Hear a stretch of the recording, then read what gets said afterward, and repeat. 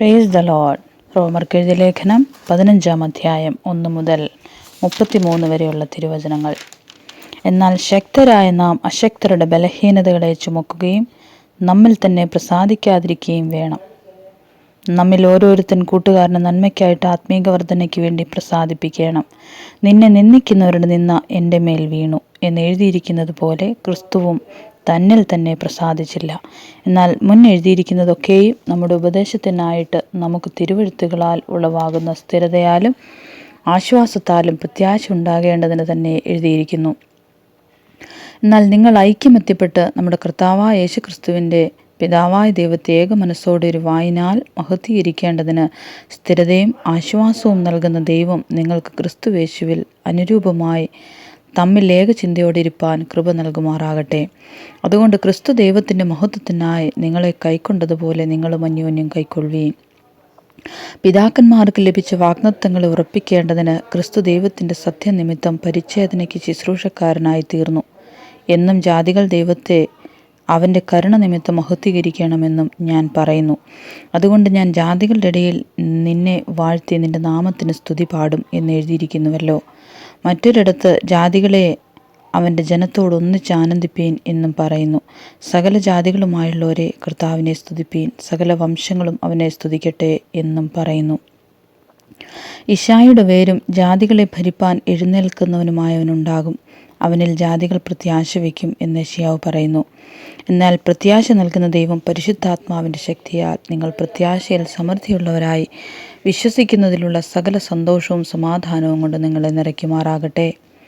സഹോദരന്മാരെ, നിങ്ങൾ തന്നെ ദയാപൂർണരും സകല ജ്ഞാനവും നിറഞ്ഞവരും അന്യോന്യം പ്രബോധിപ്പിപ്പാൻ പ്രാപ്തരുമാകുന്നു എന്ന് ഞാൻ നിങ്ങളെക്കുറിച്ച് ഉറച്ചിരിക്കുന്നു.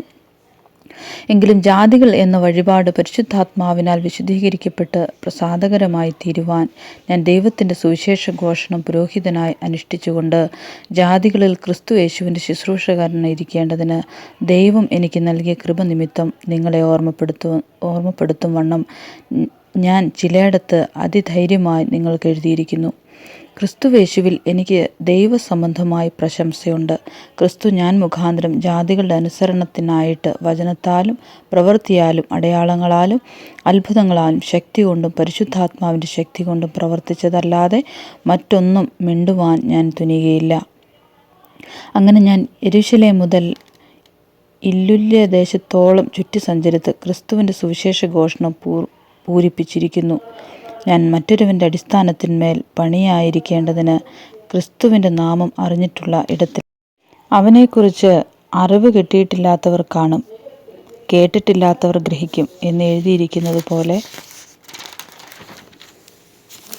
അത്രേ സുവിശേഷം അറിയിപ്പാൻ അഭിമാനിക്കുന്നത്. അതുകൊണ്ട് തന്നെ ഞാൻ നിങ്ങളുടെ അടുക്കൽ വരുന്നത് പലപ്പോഴും മുടക്കം വന്നു. ഇപ്പോഴോ എനിക്ക് ഈ ദിക്കുകളിൽ ഇനി സ്ഥാനമില്ലായകയാലും അങ്ങോട്ട് വരുവാൻ അനേക സംവത്സരമായി വാഞ്ച ഉണ്ടാകൊണ്ടും ഞാൻ സ്പാന്യയിലേക്ക് യാത്ര ചെയ്യുമ്പോൾ പോകുന്ന വഴിക്ക് നിങ്ങളെ കാണുവാനും ആദ്യം നിങ്ങളെ കണ്ട് സന്തോഷിച്ച ശേഷം നിങ്ങളാൽ യാത്ര അയക്കപ്പെടുവാനും ആശിക്കുന്നു. ഇപ്പോഴോ ഞാൻ വിശുദ്ധന്മാർക്ക് ശുശ്രൂഷ ചെയ്യുവാൻ യെരൂശലേമിലേക്ക് യാത്രയാകുന്നു.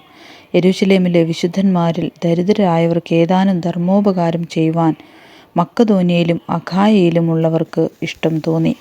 അവർക്ക് ഇഷ്ടം തോന്നി എന്ന് മാത്രമല്ല, അത് അവർക്ക് കടവുമാകുന്നു. ജാതികൾ അവരുടെ ആത്മീക നന്മകളിൽ കൂട്ടാളികളായെങ്കിൽ ഐഹിക നന്മകളിൽ അവർക്ക് ശുശ്രൂഷ ചെയ്യുവാൻ കടപ്പെട്ടിരിക്കുന്നുവല്ലോ.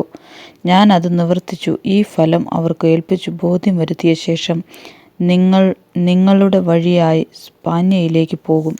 ഞാൻ നിങ്ങളുടെ അടുക്കൽ വരുമ്പോൾ ക്രിസ്തുവിൻ്റെ അനുഗ്രഹപൂർത്തിയോടെ വരും എന്ന് ഞാൻ അറിയുന്നു. എന്നാൽ സഹോദരന്മാരെ, യഹൂദയിലെ